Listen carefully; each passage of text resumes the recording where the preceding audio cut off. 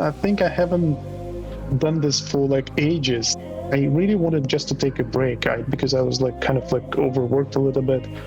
And then 2 weeks late after I left, Doug reached out to me and like, hey, do you want to jump on Lucasfilm project? So I was like, oh, I can't say no to that, right? And I tried to kind of figure out for myself how this happened. And I think it simply happened because I didn't know how to do things. Like when people who don't understand anything in design, never touched like any sort of design tools or approaches, they see your creation, they have to understand it. It was very painful because I always dreamt about like making designs and drawings and movies, games and stuff like that. But just so we know, are you recording this? Is it live? I'm recording this. I'm sorry. Yes, I'm.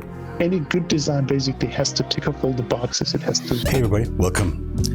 This is the inaugural interview episode on the channel, and today we're fortunate enough to be talking to Jama Jurabaev, a very well-known industry veteran of the entertainment design space, and what a guy. You know, he has had an incredible journey, and he is exceptionally crafted, and he has never shied away from sharing neither his mindset nor his processes. And personally, for me, he has been a huge inspiration, and you know, I would argue he has nudged me out of a creative rut more than once, and I hope he can do the same for you.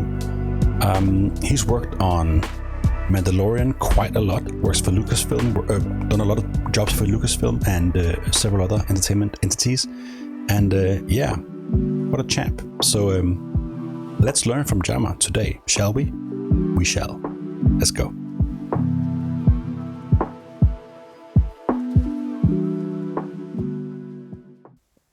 Nice. We made it finally. Oh my God, we're getting too old for this, right? For sure, it's ridiculous. It's too complicated.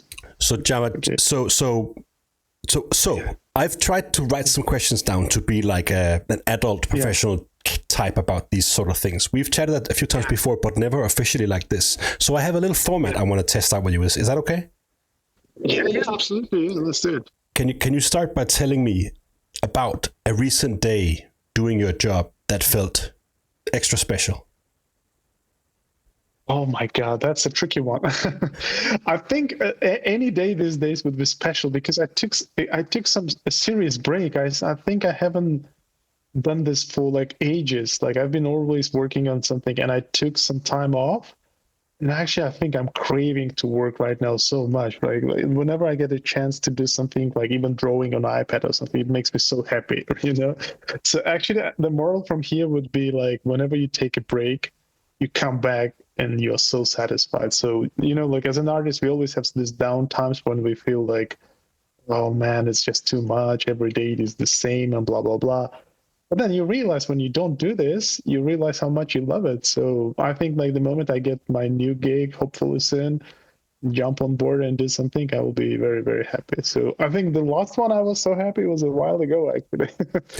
Yeah, but you know, like due to like different things that I do, even like doing live drawing gives me so much joy. Like I've been traveling recently and I went to like a few other countries, and like just being around artists and just drawing and doing stuff, like it made me really happy. It's interesting you say that because you're one of the rare people who get enjoyment from life drawing. Maybe because you're so goddamn good at it, but I personally get pure pain from it only. All right, thanks. It's actually pretty painful every time for me as well. Well, then you're good at dealing with pain. But either way, I appreciate that honesty. Thanks. And of course I know that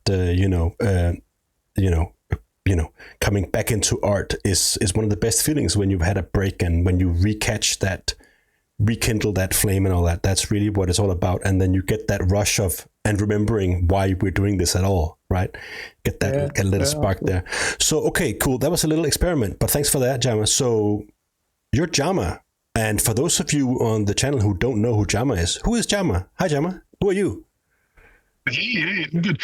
Just so we know, are you recording this? Is it live? I'm recording this. I'm sorry. Yes, we're just going. I just want to do this again. That's why I'm asking you. So in case sometimes it happens, you know, you start off the call and you just forget about it. Yeah. And Zoom records as well, so you can actually record this if you need the backup. You know. I am not gonna fiddle with Zoom right now. This is a setup and it's all busted, and I'll stick to that. You've got your professional setup. Okay. No. Interfering that part of it. Yeah. So yeah, I mean, going back to little introduction there. So I'm Jama Jurabaev. I'm a concept artist slash illustrator slash something else. Working in the, I've been saying in game and films, but I'm mainly working in film by my past like 10 years, right? So I've been mainly doing films, and lately I've been doing mostly series for Star Wars. So on and off, I work with Lucasfilm, where I'm a freelancer over there. So yeah, that's kind of the short introduction of who Jama is professionally. Person-wise, I'm originally from Tajikistan. It's this one of those like small countries from many stands. Yes, one of the clusters over there. Yeah. Yeah, it's a great country. It's my homeland. Originally, I'm from there, but I had a very sort of curvy life in terms of where I was dragged into. I did engineering as my major is aerospace engineering. Yeah, right. Yeah, every time I say this, people go, "Oh, he must be really smart" or something like that. I'm actually not. I barely finished my unit. I do have a degree, but it was very painful because I always dreamt about like making designs and drawings and movies, games, and stuff like that. But I did finish the whole thing. But then I decided not to do it at all because it was just too energy draining. I didn't see myself being an engineer. But now I actually think I want to go back a little bit because of the things developing in the art community. So I would love to go and kind of explore the engineering part of it a little bit more. So that's why I like a few other things that happened, but I would love to sort of explore the things that I used to love. For instance, when I was a kid, I used to love craft. I used to build like little model kits, and I always dreamt about like having, or what do you call it, like something functional. Like make a spaceship. And all the dreams that I had actually have been realized with drones. There's things with like GoPro cameras and stuff like that. So I really want to get into that area a little bit these days. That's interesting you say that. Of course, the reason why I'm talking to you today is the artistic side of you, right? And what you bring to the field. And I think in relation to this and hearing you tell a little bit about your story about engineering background and all that, I think what's really remarkable about you specifically, and again mentioning the life drawing and stuff like that, you have one of those rare abilities to both be at home in life drawing when you do your charcoal stuff and you do your quick sketches. That is a clear telltale sign for me that you have the eye for it, you have efficiency, lines, weight, dynamism in character, but you also have the tech savvy side. So I remember discovering your work shortly after you did some black and white stuff. You did some Bismarck renderings, you did some moody pieces, and then you did a whole bunch of 360. So back 6-7 years ago maybe, you were one of the pioneers of this Photoshop 360 painting, where you sort of paint inside a sphere, metaphysical sphere inside Photoshop, and you can sort of paint perspective and stuff like that. And then you can put that on Facebook or whatever and sort of experience, or of course in VR, and experience that space. And that's when I discovered you. And I was like, this guy who can draw both charcoal characters and wrinkles in jeans, also being somebody who can venture forth into that arena of tech and really wield computers in a way that I had never seen before. So what you're saying here is both surprising to me, back to engineering, and also not surprising really, because I think it's key to your special sauce that you have both sides of the diagram, really. Yeah, when I think about it, like you're totally right, and I tried to kind of figure out for myself how this happened, and I think it simply happened because I didn't know how to do things, because for engineering part of it, I did like 6.5 years. I had teachers, I had books, I had uni, right? But when I decided to become an artist, I had no one around, because I was still back in Tajikistan. There's no industry. I would see bits here and there on the internet, but I actually never knew how to make art, I had to try things. Oh, this is charcoal, this is this, and this is that. But I have a little bit of a formal education in arts. There was this, the art department, I think it was one of the first online schools from conceptart.org, if you remember that website. But I did a year there, and they basically told me you don't need this school anymore, so you just go and work. And I got hired by the end of the first year. But yeah, like most of the experiments that I have is basically me like trying to find a way to do certain things, because when you start working professionally, like even in the timeline of me being an artist, the industry evolved quite a lot, like if you go to like early 2010s, it was more painting, drawing, but then it shifted like heavily into 3D with Blender and stuff like that. Now some other things are coming our way. So it's like a very constant evolution. So in a way, like I had to, well, I do have natural interest to kind of play with things, but I also like wanted to explore and see if there's any other ways to do certain things. So for instance, like if you ask me like the 360 Photoshop stuff, was it useful? Probably not in the long, like not in the short run, but in the long run, it helped me a lot to understand that anything like far away from the camera, you can get away with being just 2D, sure, 2.5D. I remember like watching I think was it your tutorial or the YouTube video you did? Like you showed how you did the planets. You basically would squash the sphere, and it looks like a planet, but actually it's not even like a full sphere. It's like a squashed surface, but it does give you a curvature. And I was like, wow, this is so smart. And I actually would use the same kind of things, but I would be even more lazy than you. I would just have a plane, but obviously then you get the parallax, which is much nicer and stuff like that. So eventually each one of those things, it broadens your horizons in terms of how you can make art, And having this engineering background, initially I hated it because I felt like it was total waste of 6.5 years of my time. But now, in hindsight, I realize how it helped me because, in engineering, there's no blueprint. You create a blueprint having a problem, right? Like, let's say you want to launch a spaceship and then you have a set of problems. You have a set of engineers who would solve the problem. There's never like one ABC way to do this. Obviously, there are main principles, but the rest is all about finding solutions.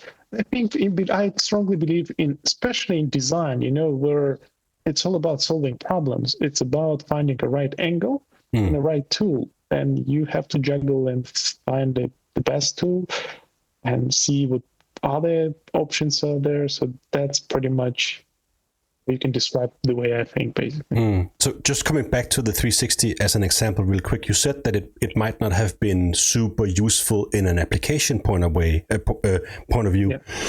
Excuse me, but it almost sounds like you were doing it to crack the code of how to make it work for you. And that was part of the fun. So that's the engineering brain, maybe that's activating to solve a weird problem inside of Photoshop. Is that so you feel like you're cracking a code at the same time as expressing yourself artistically? Is that correct? Oh, yeah, that's totally correct. But I found 3 ways to do this, actually. One was Photoshop, which they removed the 3D feature. I don't think you can do it anymore if you install the latest Photoshop. But then I was like, but I also want to play with some geometry. And I found the same way to do this in Blender. By placing a camera, right in the middle of a sphere, and then you just like rotate, you basically orbit around, the camera doesn't move, you just orbit. But then I also felt like, man, I want to do this in 3D Code as well, but 3D Code doesn't have cameras. So the way I did it, I would just zoom in so much into the center of a sphere, so it doesn't move anymore. You can just like look around, and then you just save that sort of camera position. So essentially, like in every software, there was a different approach, and then But I have a funny story. I have to tell it because I've been keeping this story for a while, and I need to let it out. Please. So there was this guy. So when I did this 360 experiments, I did them in the grease pencil and obviously in other like things. And then I booked them as a sort of like bundle of little tutorials, and I shipped them so people occasionally buy them if they want to find it. It's a bit more about it. So this has been like, as you said, this is like 7-8 years ago, maybe. And then recently someone bought this tutorial and was so angry at me. And I was like, dude, most of this stuff is on YouTube. And I was like, dude, it's on YouTube because of me. But I didn't want to get into that conversation of this. I just was like, okay, I can refund you if you want. But sure. Yeah, he was so angry that there was a lot of stuff out on YouTube because obviously essentially... You should have said, dude, I started that. It was me. Well... Yeah, well, you don't argue with angry artists, they're just Sure. angry. And you don't strike me as the most cocky guy either in that sense either, so you wouldn't say something like that. No. Obviously, if he knew, he probably wouldn't say that, but it's okay. It's just a funny story, That's really funny. I think now I'm beginning to understand a little bit more about how you approach things and how that engineering background might affect your superpowers in the concept art world. So that's really cool. So you said that you're freelancing for ILM right now, and of course the people who are familiar with you will be familiar with your work from all the Star Wars TV shows, right? Key moments, story beats, concept work, and things like that. So can you put some more words to your current sort of day-to-day, let's say, for ILM? Well, I'll just correct you. Not ILM specifically. I used to work at ILM, but this Lucasfilm, they are slightly different. Yes, of course. I think Lucasfilm, we only do Star Wars, and we mainly I'm involved in pre-production basically. Mm-hmm. I mean, working with Lucasfilm, obviously heads off to Doug Chang, who is my boss. It's just one of the best jobs I ever had. Working with someone who is really good at what they do does make a difference. I was fortunate enough. I throughout my career, I worked with super talented people. And I don't have much to complain. But I did hear a lot of stories when it gets a little bit tense. But working with Doug has been always great. He's motivational. He always finds a way to art direct you properly and stuff like that. And he is an amazing artist himself, obviously. So, of course. Lately we obviously from the shows we did Mandalorian, and it was so much fun to work on because the way it happened, I left ILM and I really wanted just to take a break because I was overworked a little bit. And then 2 weeks late after I left, Doug reached out to me and hey, do you want to jump on Lucasfilm projects? I was oh, well, I can't say no to that, right? So we did Mandalorian first season. Everyone loved it. And then we did a bunch of other seasons. So it's been a blast, I would say. I have nothing to complain about it. And again, you said something in terms of what we do keyframes, but I think the line between design work and keyframing kind of got so blurry these days, sure. Because remember the days when you would specifically design a vehicle or a creature. You do this today as well, but in a way it has to be as a final shot in the movie, Sure, it's incorporated into a thought and a piece and a moment. Is that what you mean? Yeah. Yes, exactly. And when you ask obviously why this is happening this way, because the tools got much simpler, right? For instance, back in the days, to make a fully fleshed out illustration, you had to paint and draw a lot, which is very time consuming. That's why I understand why people prefer to have a simple vehicle on the ambiguous background, right? But now with 3D, if you have a vehicle, you could put it inside a text, some sure. sort of environment and stuff like that. But also a lot of times when you get asked to design a shot or a keyframe, none of the designs are finished. So sure. essentially you have to design the ingredients first. Let's say you're having a planet with a spaceship landing. There's no spaceship designed yet. You have to, then let me come up with something. And sometimes the stuff you do stays in the movie as it is. Obviously much more refined, but that initial idea could stay in the final film, even though you were just designing a keyframe, you ended up designing a prop or something like that. Obviously for hero designs, usually it's way more complicated. There's more rounds of turnaround and stuff like that. But you can see the evolution of design work, and I wouldn't say it's a bad sign. It's actually a good sign because as long as the tools allow you to do it, you can totally spend a bit more time on the whole thing instead of focusing on separated, isolated designs and stuff. I guess you could say it's kind of like the Ralph McQuarrie archaeology that goes on, right? When you go through the old drawings and you see some of the designs that were in prototype stages while the artwork was being developed. So you would have different versions of ship designs in different versions of the key art and stuff like that, so that you can understand when it was happening in development. And of course, these parallel tracks. Do you find that the mindset that people are employing in doing this I mean, back in the day, let's say you're a ship designer, might be a completely different mindset than being a painter. And of course, I'm using my old favorites, Macquarie and Johnston here, right? Yeah. Where Johnston was mechanically minded, sorting designs often, and Macquarie was more of a putting objects in a moment. That is, artist in a sense. And so I think for a lot of people, the different mindsets required to do each task, let's say landscape, clouds versus engineering, cables, pipes, compositions, are two different mindsets. Do you think that these are merging now, or do you think they're still prevalent in the artists among us? The two different ones, or are they becoming the same? I agree with you. They are very different. However, back in the days, we probably will get into this interesting conversation where lately I've been thinking about the design work that we do. It actually happens in such a way that we use drawing and art techniques to bring it to life, because let's say, like, I know it sounds weird, but I'll try to kind of like bring it together now. So let's say you have an idea, right? Like what's the best way to show this idea? Like, you can explain it, right? Like, let's say, there's a flying vehicle with 2 engines, right? But then in order to show that, you have to have certain skills to do this, right? If you teleport back into like Ralph McQuarrie's time, he would have like markers, he would have gouache paintings, right, to do that, right? You need to know the craft very well. And to master that, it takes a lot of time, especially with perspective. You have to know how to construct perspective from scratch and stuff like that. But as we progress with towards modern days, then you got 3D. Now, like, knowing perspective, like, so thoroughly, so like in details, you don't need to do that. You don't need that because 3D does it for you, right?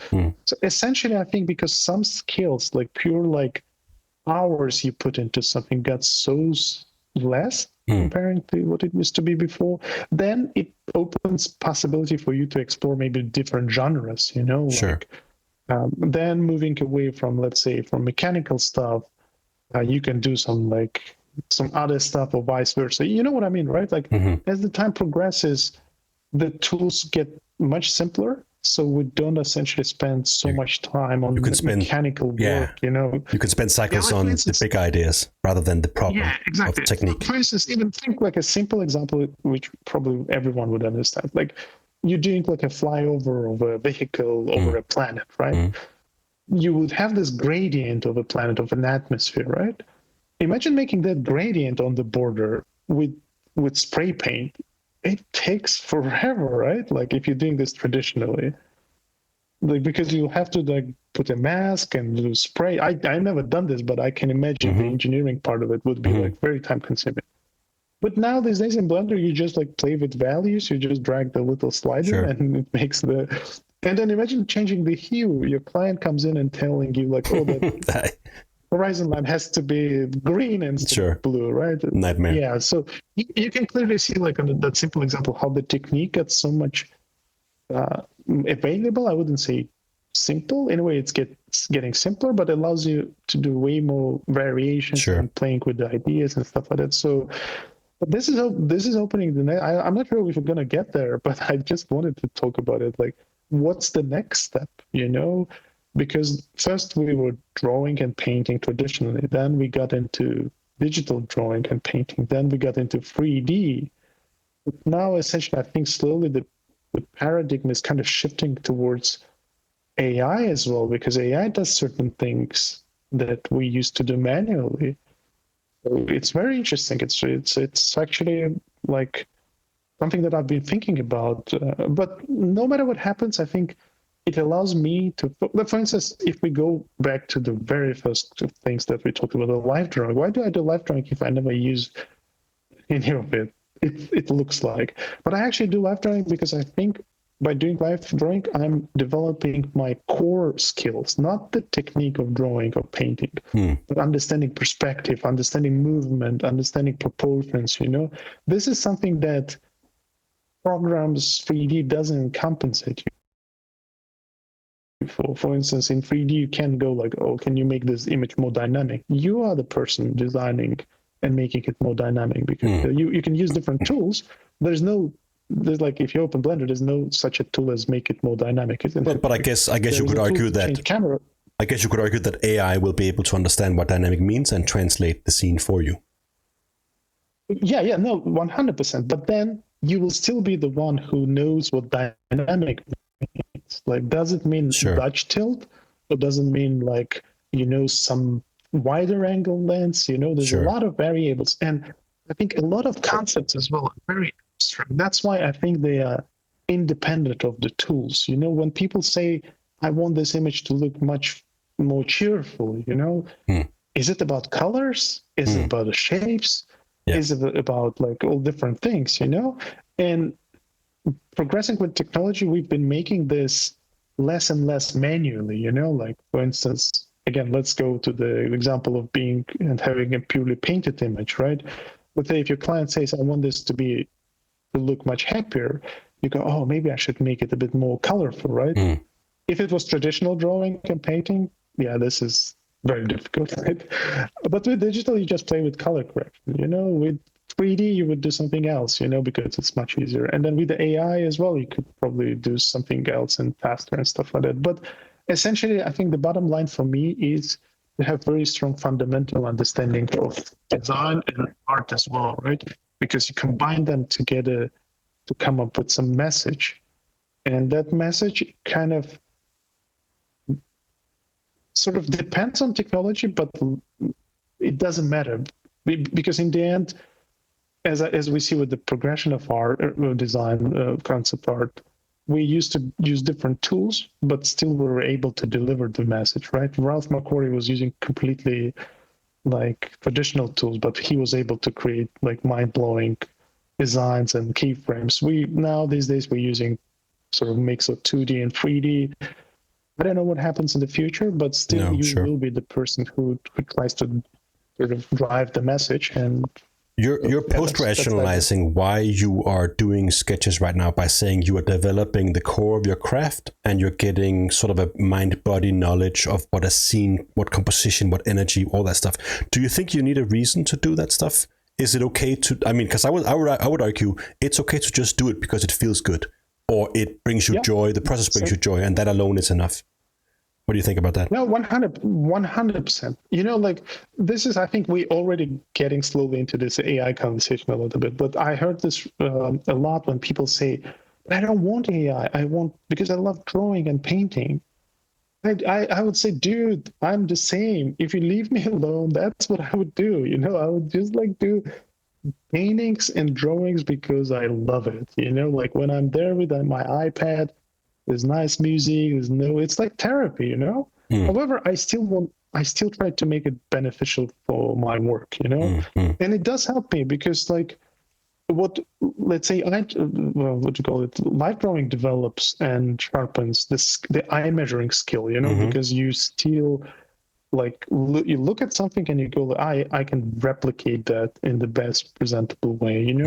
And then there's always like, you try, especially what I like to do, and you can see it in my live drawings probably, or hopefully, I don't try to copy. I try to get the energy of a person sitting or twisting or doing whatever, right? Because I think that's something super handy in my profession. Because what I do, let's say I'm designing a keyframe, right? There's a bunch of characters fighting, right? The more I know about body language and it's not about like anatomy as well, right? Especially if you have like people with like as robots or like mechs and stuff like that. It's about expression, So that's what I love to do with live drawings. I try to find what makes a person look like they're leaning against something, or they're struggling, standing and holding a pose and stuff like that. So even though I would say it's still a therapy, but I'm trying to make it useful for my professional work as well. And it does work, like when I sculpt things and when I try to put together 3D scenes. I think like in yours, when I was watching probably the same tutorial, you were talking a lot about spaceships and how they fly. And you did mention a lot of people do not consider inertia, which is one of the main factors how objects move or accelerate or decelerate. Like let's say if you have a heavy, like huge vehicle, has so much inertia, it's so difficult to make it turn, but also it's so difficult to make it not turn or stop, right? So that's how it affects the movement of the object, right? How do you know about inertia? Well, again, you know about the inertia and then you observe it. So essentially, you know the fundamentals of like physics, you know, and that's the only way to learn this is obviously understand it a little bit and observe how objects move, you know, like the small object moves much faster because it doesn't have much inertia, you know, and all that stuff, you know, and it's so great to see that when you're creating your art, besides just understanding like, oh, it has to fly, there's no atmosphere, blah, blah, blah, but still there's like weight to the objects, you know, like the way they move and the way they turn and all this. Zoom just told me that our meeting is ending in 10 minutes because I don't have the pro plan. Yes, that's why you had to join my session, because I had a pro plan. You know what we can do? We can just rejoin yours. Like, sure. I don't mind it. Sure. You just keep your eyes on the count and then we can. Sure. So you talk about all this stuff in terms of dynamics of scenes and all that stuff, which brings us to your work, at least your recent work. Can you tell us a little bit about what is the best part about doing this work for Lucasfilm, for instance? I think the best part of it is when you go on set, you know, when they start building stuff and you see your images like printed out on the walls and everyone is kind of like referring them in terms of lighting, in terms of like shot framing and stuff like that. When you see that, you go like, I'm done. I can finish my professional career, you know, just rest for the rest of the life. It's very rewarding, you know, because as I said, like when I'm working on something, I try to really focus on like how people were gonna reuse my like concepts, you know. For instance, let's say if I have a dynamic scene of like characters fighting and stuff, or some sort of confrontation, I want to make sure it looks like a scene from a movie, you know, because in the end, what I do ends up being on the either film screen or TV screen. So essentially, like I try to catch that cinematic sort of aspect of it. And when you see that the rest of the sort of artists who will pick it up, including directors, you know, like they respect what you've done and they take inspirational elements of it, it's really rewarding, you know, when you see this kind of, it's not in terms of like, oh, look, I created this frame, which is not true. When you see it in the film, there's like thousands of people who get involved in the process, but being someone who inspires that, it's actually really, really cool, you know, because like you would remember like, oh, like even in Blender, oh, I placed that little tree over there, so it kind of does compose the frame very nicely, and you see it on set and then you go like, oh my god, this is so cool. You know, this is very, very cool. Awesome. And this is a wide question in relation to that, maybe difficult to answer, but so that's the end goal. What's the most difficult part getting there? You mean getting your work, exactly? Getting your work to be reviewed like that, and attaining that feeling that you just described to us.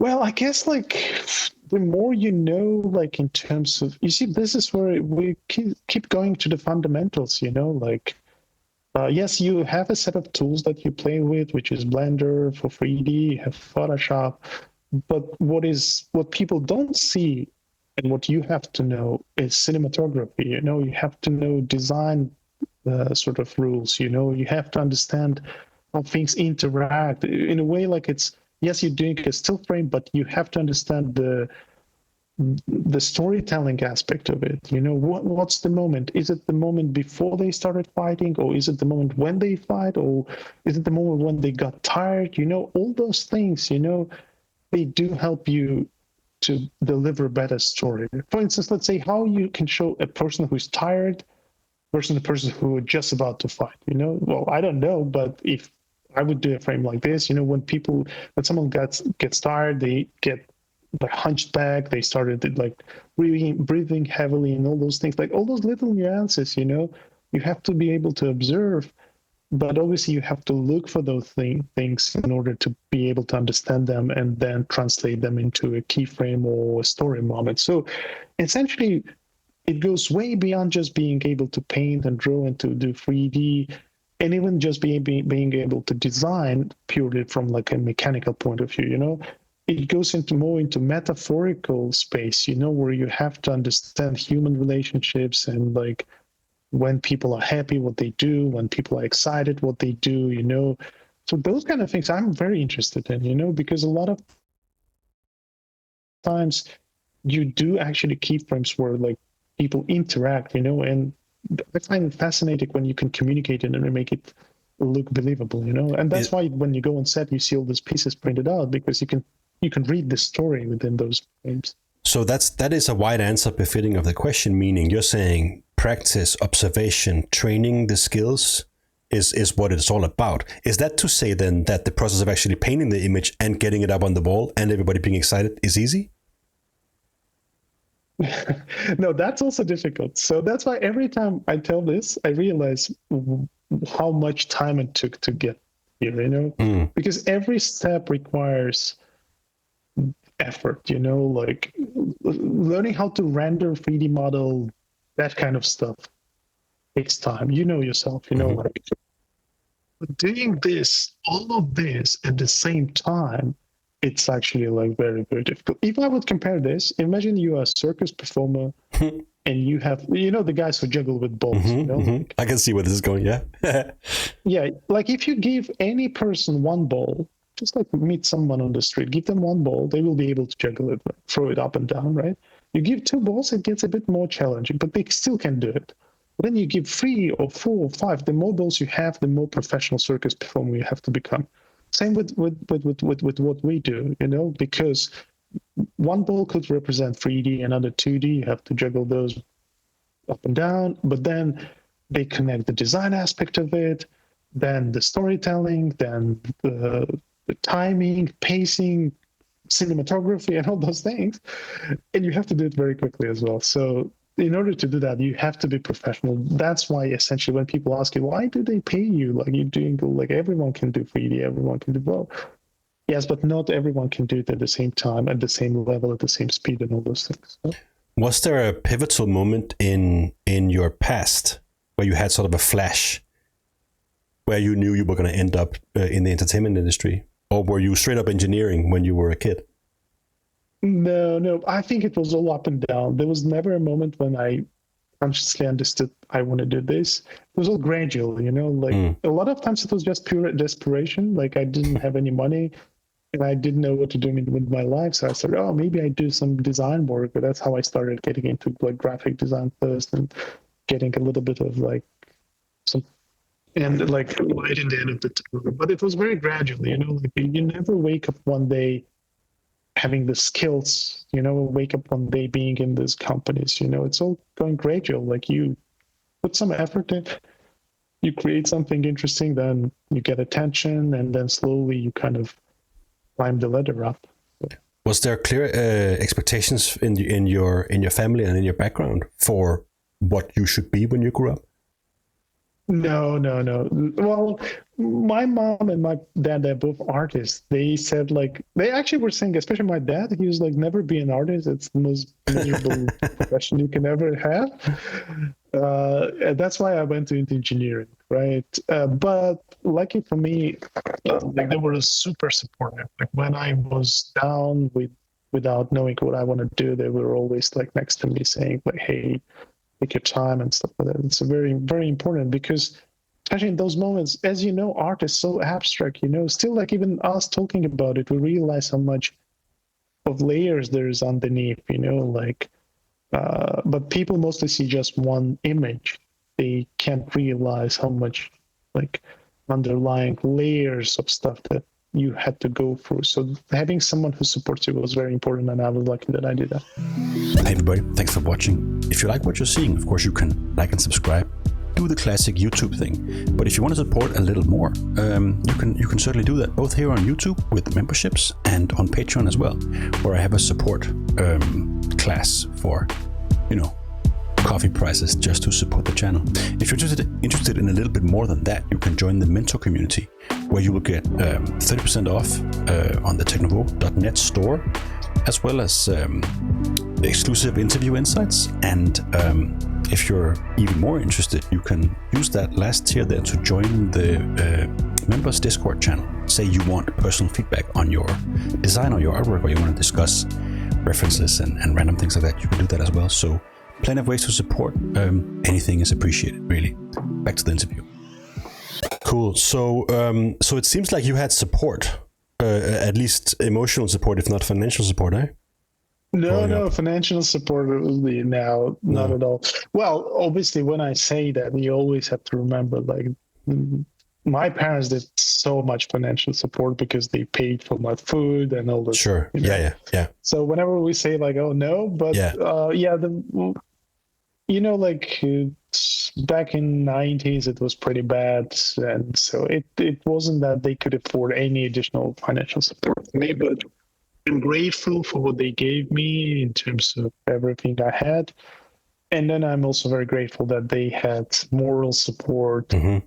My brother supported me a lot financially. So because again, as an artist, when you start out, it's just pretty miserable, but slowly got there, So thanks to people next to me.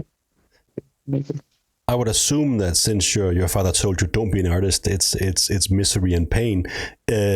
Even though he said that to you, I suppose with creative parents, maybe there has been a sense of fearlessness in your background.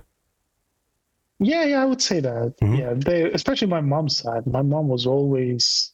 My mom did. She was a lighting director in the puppeteering theater. So she was like. But it's all analog back days, nothing is digital. She was like fixing spotlights and stuff like that.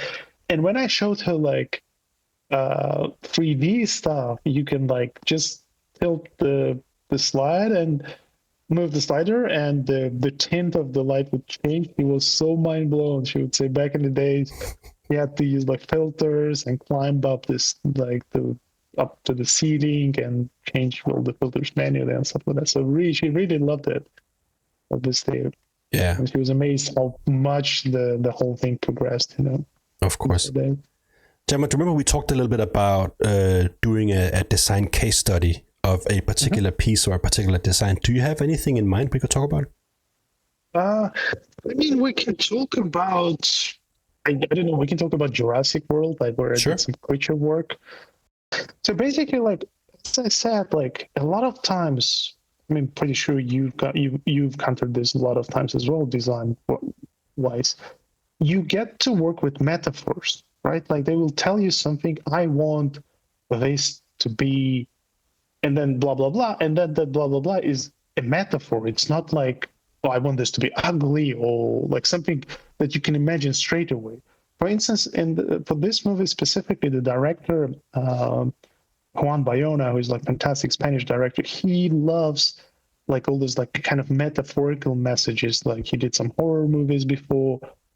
And then he was saying like the brief for this dinosaur was like, I want Frankenstein's monster. And when a lot of times when we hear that, like, oh, Frankenstein's monsters, it means like a character made out of like different other characters, right? Because like the Frankenstein was all like patched up, like, and basically like a creature made out of other creatures. That's why like the term Frankenstein actually like a lot of times means like, oh, just mix match patchwork.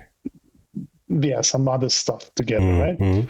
And that's what exactly we did. Like I think like including myself and a few other guys working on the project, the really talented 3D guys, we just took like T-Rex like legs or whatever, like raptor's head, and then we like put it together. He saw those and he got so like disappointed, and he said, no, that's not what I want. And we were like, oh my God, what do you mean? Like that's exactly what we did, right? But then he started showing us real comic frames from Frankenstein's monsters, like there is this really famous, I keep forgetting his name,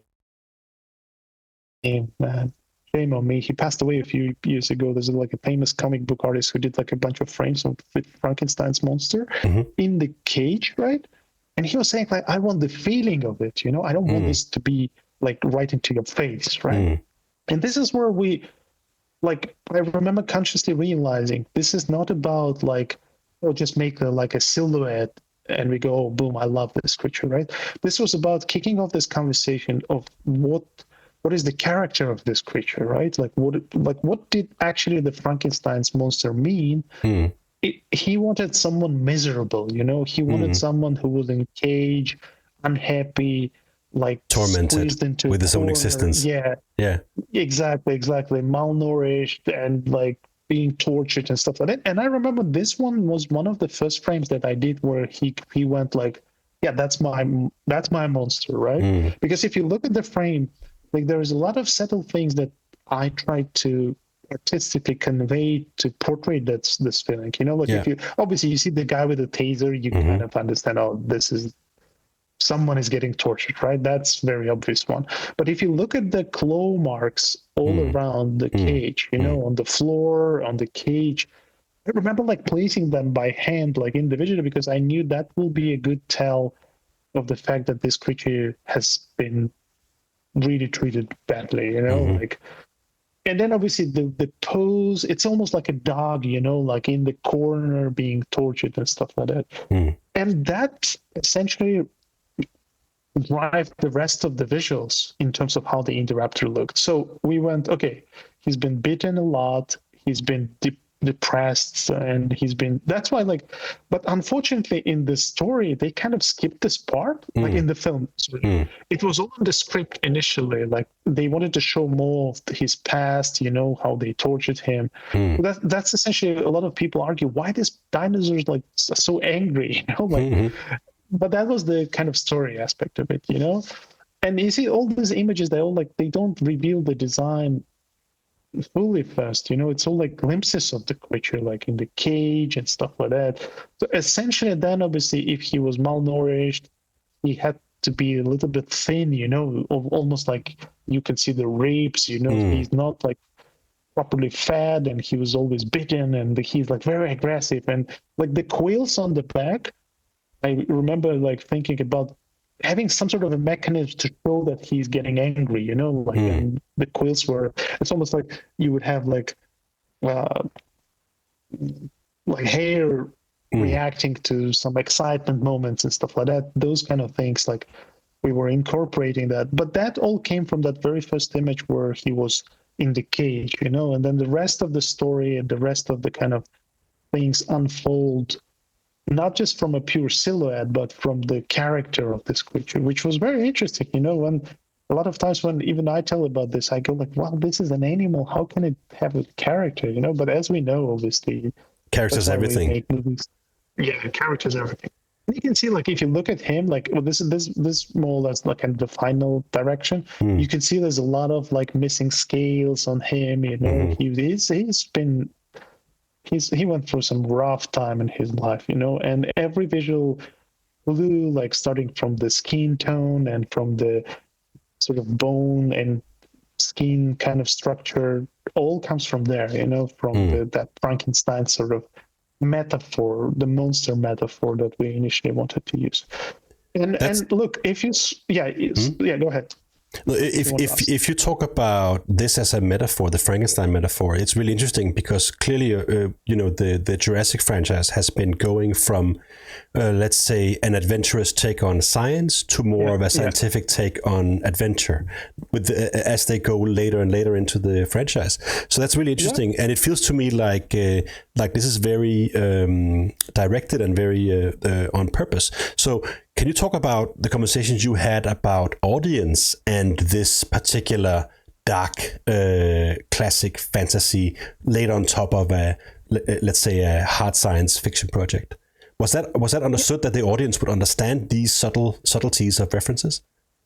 Well, obviously this was a conscious director's choice, and I think that's why they brought him on board as well. Like, I don't know much about the backstory behind that, but Juan Bayona was known for making this like really moody sort of horror experiences. So that aspect of it was definitely discussed, and I think they nailed it, because it was all like mansion in the end, and all those things. And in terms of like direction, like I had to reread Michael Crichton's books recently, actually, because like people were like, oh, why this is shifting from like an adventure sort of classic Steven Spielberg towards like something way darker. and essentially, if you reread Michael Crichton's book, you realize they are so dark, like crazy. There's like some moments in the books, like for instance, in the last one, there is a sequence with the T-Rex chasing a boat in the riverbank. Yeah, it was actually in the very first book. Yeah, I remember the old artwork from Crash McCreary. I think he did it, if I remember correctly. I'm not sure. Yeah. So essentially, like, it's nothing new. It always had those kind of elements. They just kind of revived them as they went into franchise. But then look, for instance, what happened here when I did this, we started like doing this design passes and stuff like that. For instance, they also said, oh, we want him to look dangerous. Mm-hmm. And for instance, I felt like, well, shape-wise, he already looks quite aggressive, but we also have colors and skin tones, and like, I was like, what's the best way to do that? And then I was looking at some very venomous snakes in the world, and they have this like really dark sort of skin, but they always would have really bright patches. For instance, you can see the line of yellow along along his body. That's the one. So I would incorporate those, and director would look at those and say, yeah, we love this, let's move forward and stuff like that. But again, what a lot of times, personally myself, I consciously know about that, but also I think that's why it's important to have somewhat like concept art to be inspiration rather than like, hey, I do this, it has to be like this. I will explain in a second. So when I work on this, like, I'm right, obviously I understand anatomy, but obviously I'm not like, wouldn't say this is the way it's like 100% anatomically correct, because when they picked it up, there was a funny moment. The body of my design was a little bit too short. Like, I mean, the rib cage and the separation of legs and the arms. When they did animation, they realized it's so short. Like, he had to bend like his knees out to be able to even walk. Right. So this is where they started, other animators and other people in the team. They started like injecting their own experience into the design workflow. They made the body a bit longer, the neck a bit, like the head a bit smaller, and those kind of things. But this is totally fine. Like, that's cool. So you talk about poisonous snakes being a clear reference point for you, and of course you talk about the direction of a haunted monster that is tormented by its mere existence, similarly to Frankenstein. Are there any other, and of course the dinosaurs that you built it from, are there any other interesting references we should know about? Yeah, well, you see, like even with this one, we talked about metaphors, and you rightly picked it up. That this part of the film was about monster, because we created a monster. Like, maybe it wasn't a monster when they sort of created this creature in a lab, but it became a monster because the way we treated it, like we were like beating it up, like experimenting all those things on the creature, essentially. But same with dogs, like if you treat your dog badly, they are not becoming nice creatures, they will be nervous, they will be aggressive and stuff like that. So I think there's a lot of like moral questions as well. I don't know, like if it comes across when you watch the movie, then it means it's very nicely executed, but sometimes obviously it doesn't come across. But this is obviously out of my sort of capability to make that happen. The second image was the first visual kind of silhouette that they liked. They said like, oh, we actually like the fact that he can actually gallop, because like if you look at the raptors, they never use the front claws to do anything with that. But this one, they were like, because he wanted really this dinosaur to have ability to have like very expressive claws, And when I did this image, they said, oh, that's exactly what we want, because we wanted essentially occasionally to gallop like a horse or like a dog, stuff like that. It was very cool. But the first image, this was a cool one, because so what happened essentially with the first image. So if you've seen the movie, there is a moment where there is this sort of secondary villain, like a mercenary who collects like dinosaurs' teeth, He goes around and like downs a dinosaur and like pulls out the teeth as a souvenir, And then there's a moment where the Indoraptor is in the cage. It has been displayed at this trade of dinosaurs, this auction of dinosaurs, and then what happens? Something breaks out, and then blah blah blah. All the mayhem happens, and this dinosaur is isolated in the cage. But this mercenary comes by and opens the door, and everyone in the cinema was like, "Oh my god, this is so stupid! Like, who would do this, right? Like as a story element, anyone in the cinema would know this guy is not surviving it, right?" However, what people didn't know. Oh, so I missed one moment before he opens the cage. He hits the Indoraptor twice with the tranquilizer. So essentially, the moment you see here, the first frame, this meant to be in the beginning of the movie, showing a moment where, like, this dinosaur, he knocks off the electrical bulbs, the bulbs that you have in the prison or cage, right? And then there is like this guy comes in and tranquilizes Indoraptor twice to bring it down. Mm-hmm. This is where you meant to connect the dots. Tranquilizing twice is not enough, because you see this guy ended up not in a nice way, Indoraptor killed this guy and blah, blah, blah. But because that moment was never realized in the movie, the later one didn't make any sense. And I can see why audience was like, "Oh, this is so." Like a lot of times, people, I see this, they see this in the film, they go, "How?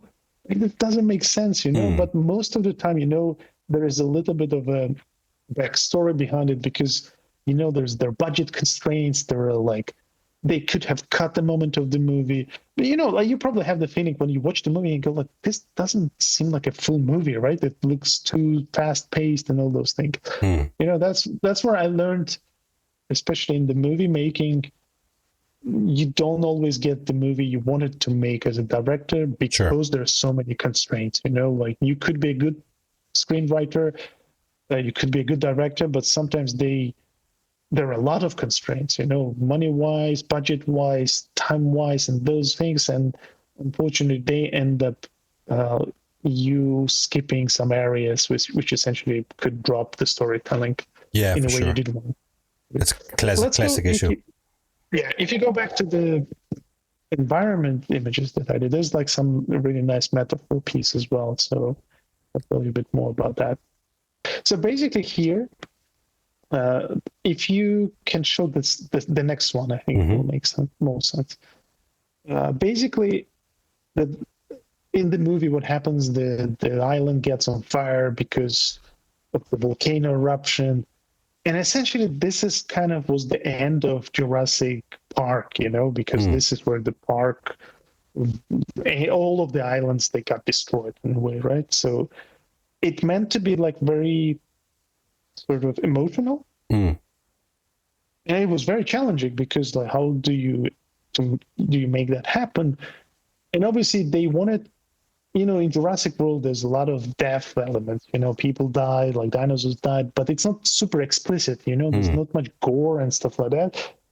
And essentially when they said like, oh, we want people to realize that dinosaurs die, but we don't want this to be like full on like burning dinosaurs and all those things, And on top of that, which was making it even more complicated, director was saying like, I want this to be a metaphor of a birth, like it should look like the old chapter is closed and the new one is being opened, right? We were like, what? It was like so complicated initially because, as I said, when you go and you look at the palette of his tools, there's no like metaphors, there's only like technical things, right?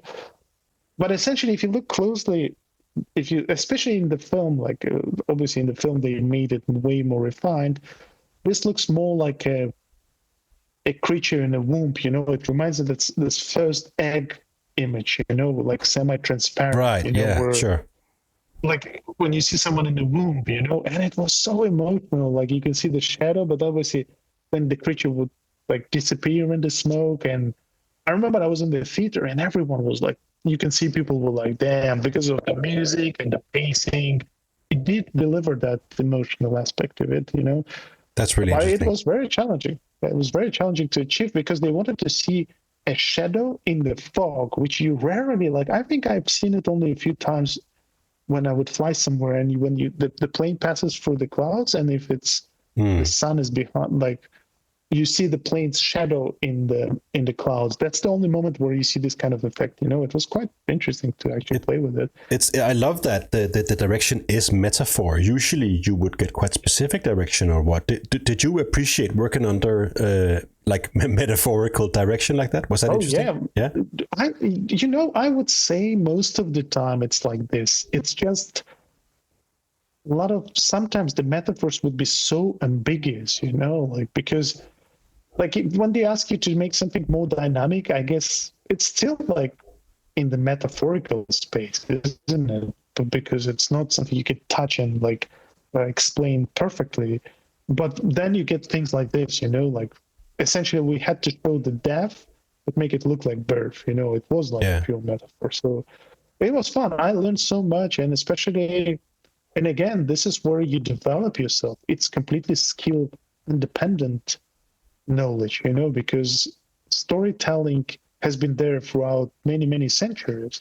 The tools evolved, but we just use different tools to retell those stories. That's why, even with some other tools coming our way, I still think there's so much opportunity for us to be good storytellers, Yeah, that's cool. I mean, this was an interesting discussion where I feel like you got a lot of mileage out of the direction and such a diffuse yet precise direction. I think that's really inspiring to hear. That's really, really cool. I stopped sharing just so I can see you larger on my screen. Yeah. If we move on to let's say the wider world out there. So is there anything in terms of this film design, games design, that has stood out to you recently? Anything that caught your eye recently? I don't know. I would say no, then that would be not true as well. I just don't remember. What did I watch lately? I like the latest Alien. I was surprised how good it was. And again, we can talk about which part of it I like more. I actually enjoyed the non-alien part of it more. With those miners, new creatures coming. Oh, sure. Yeah. Okay. I want to see a film about that eye. I think it was genius. It was amazing because again, like Alien, it depends on how you execute it, but you always expect certain things, and they delivered it. I think the fifth episode was absolutely amazing. It could be a standalone Alien movie, But then those little other creatures, I was like, damn, those are really cool. I want to see stuff about those. So yeah, that's interesting because Alien, similar to other monster franchises, where you're like, we know what this is about. The excitement for the life cycle and all that stuff is well known. So it's very difficult to do a new chapter without branching out, either doing something completely different, a la Prometheus, where it becomes about evil Greek gods from the heavens, or Alien Earth, where you say we introduce another roster of little critters we can have fun with. That's clear. So now we're zoomed out into what's the point of all these things, and I mean, so you always float up in the metaphysical, Jama, or the rhetorical questions there. I wanted to ask you. We talk about the eye, for instance. So the reason why I'm asking you this question is I want to hear your thoughts on what good design is. I think the good design is the one that addresses a certain problem. Like when you see it, you go like, I believe in it, it does.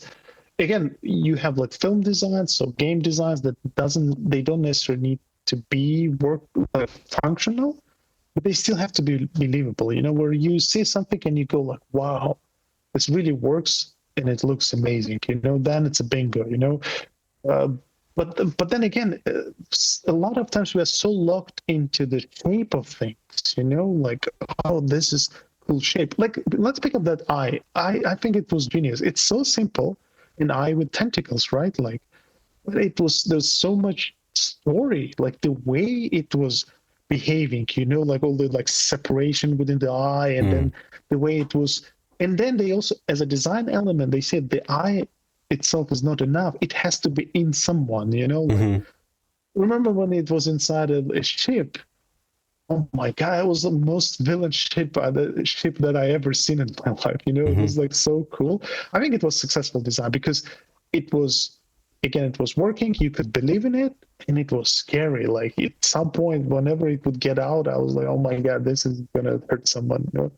Same with vehicles. If it does look like it functions, it serves its function. either it's a fighter or it's a fighter vehicle. It has to read like that, it has, people have to look at it and go like, I understand how it works. That's what makes it very successful. But you also mention, I mean, because you talk about the higher powers, that's not, story, emotion, you talk about feel, all these things. It almost sounds like you're saying that the job of good design is to, via a reasonable, cohesive, and logical physical conclusion, give you an experience. Like you're talking about the eye. The eye is about terror. But then it's explained to you in a way where you go like, yeah, I buy that. Or you talk about your Endoraptor, it's a tortured soul. Its objective is to give you emotional terror, but there's a logic, there's a reason, and there's a sadness to it. And for physical ships and whatnot, it's the same, that there is it's almost like we need to be taken on that journey, believe in that journey so that we can arrive at the emotion. Is that a reasonable approximation of what you're saying? Yeah, absolutely. Because look, when people who don't understand anything in design, never touched like any sort of design tools or approaches, they see your creation, they have to understand it. Because a lot of people, that feeling, I had this before I even started getting involved in the art and design stuff. You watch something and you go like, I don't believe it. Like and also it's not most of the time you say, I don't believe it. You just come out of the film or experience and you go like, I didn't really do anything for me, because you consciously just know this is all made up. But the good designs are the ones that you believe in them. You go like, oh my God, you experience. Like, for instance, take WALL-E, right? The Pixar movie. I love that film so much, because they took this little character. I know it's a 3D character, but you get so dragged into emotional aspect of it that you completely forget that this is a movie. Then it's either kids watching it or full grown-ups watch it. They believe in it. The way they portray it, the way it moves, the way it behaves, the eyes, the emotions, the silliness and the courage and all those things are so mixed up that makes it such a successful design, So what's bad design in a few words, in your opinion? Bad design, I think, just is the same as bad composition. Like if you ask me, like I get this a lot because I teach as well. When people ask me, is this composition bad? They say there's no concept of bad composition. Every composition has a right to exist. It just, good composition works for what it meant to be. When you have a purpose, like to portray a love story or a sunset or a landing vehicle, there are a few compositions that show this moment from a best angle, Those are the best ones for this. But the rest of it, they can exist as well. That's why, like, if we go to photography, like everyone who has iPhone is not a photographer, right?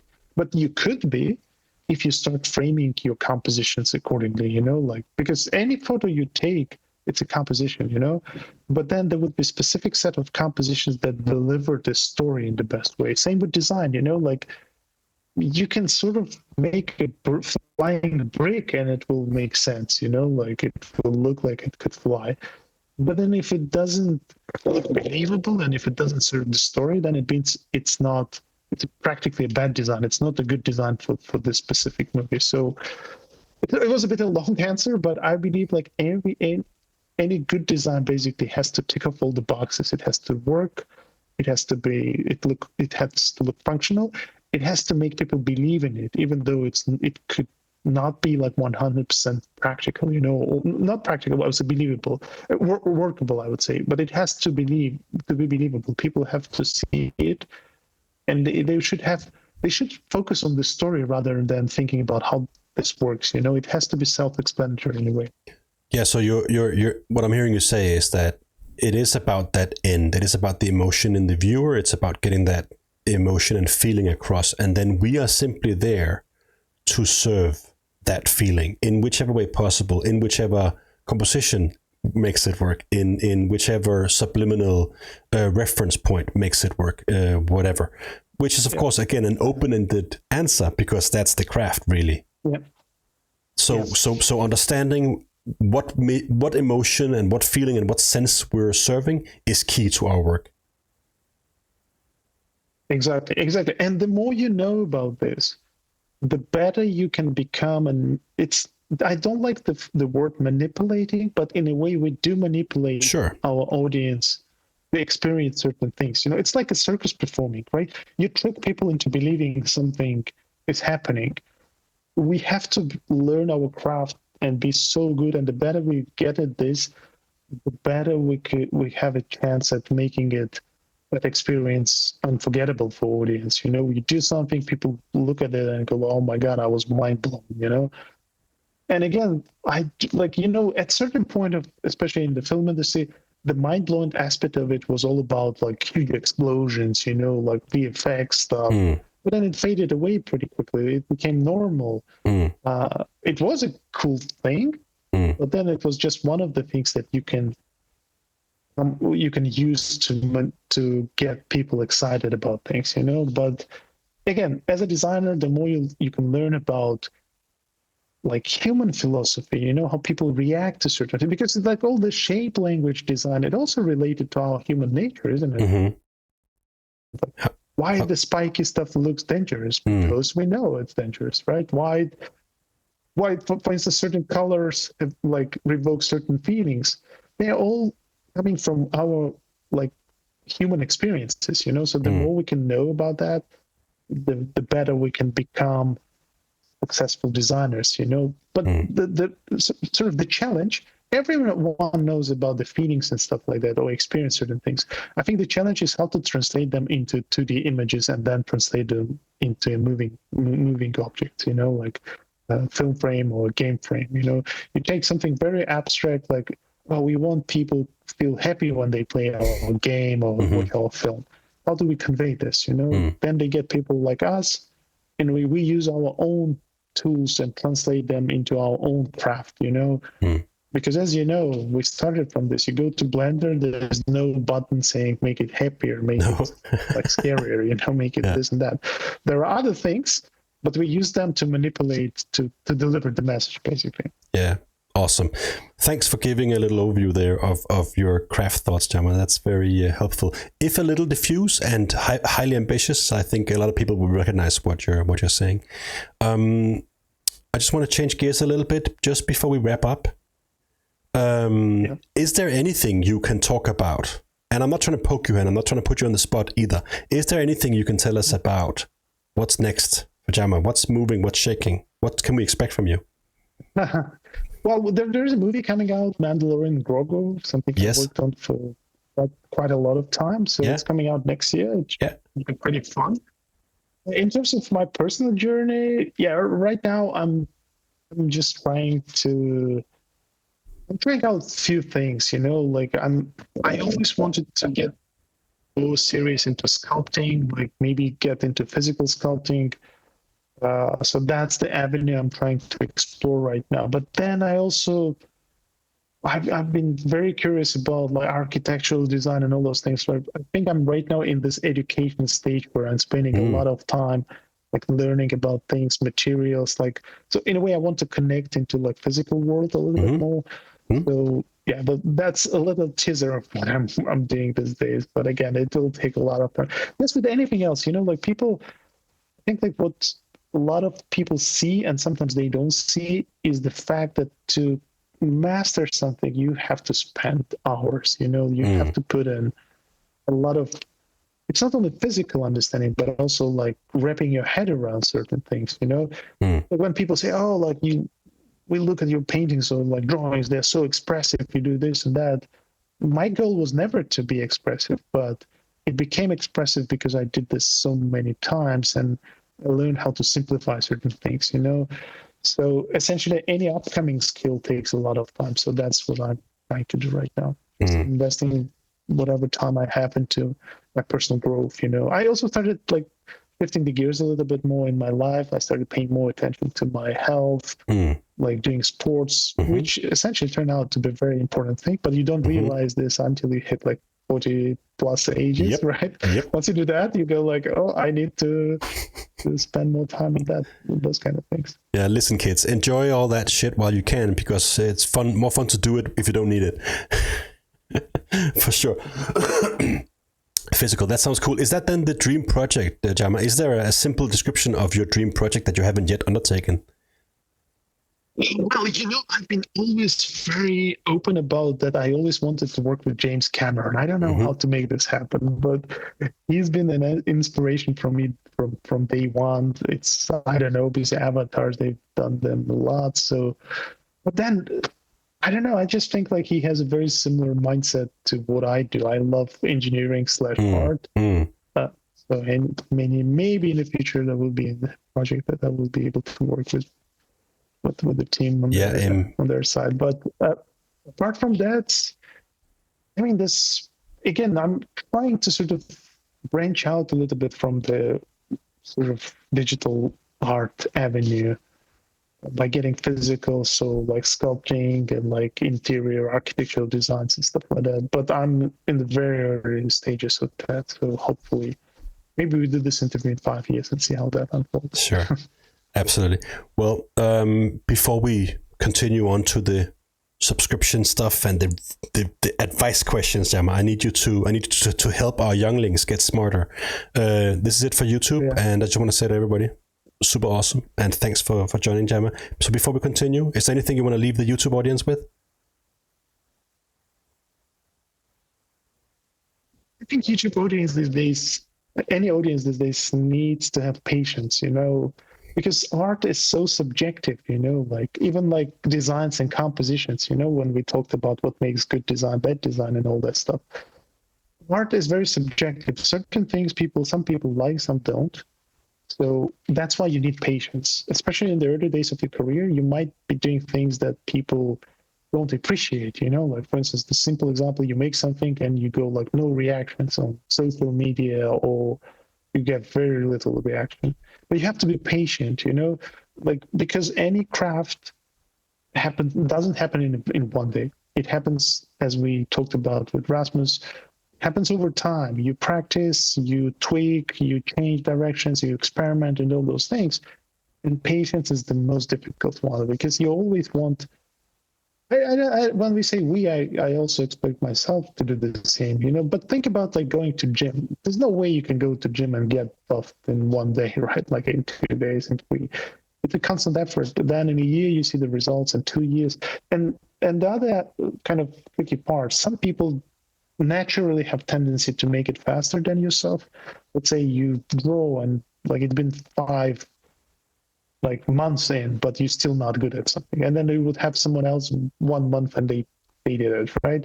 But I think patience beats talent, or tendency. If you stay patient enough, you definitely will get somewhere, So definitely, to my younger self, I would recommend patience, to be a bit more patient with stuff. So hopefully that will help you as well. Awesome answer. Thank you. Subscribers, stick around. YouTubers. Awesome to end. See you.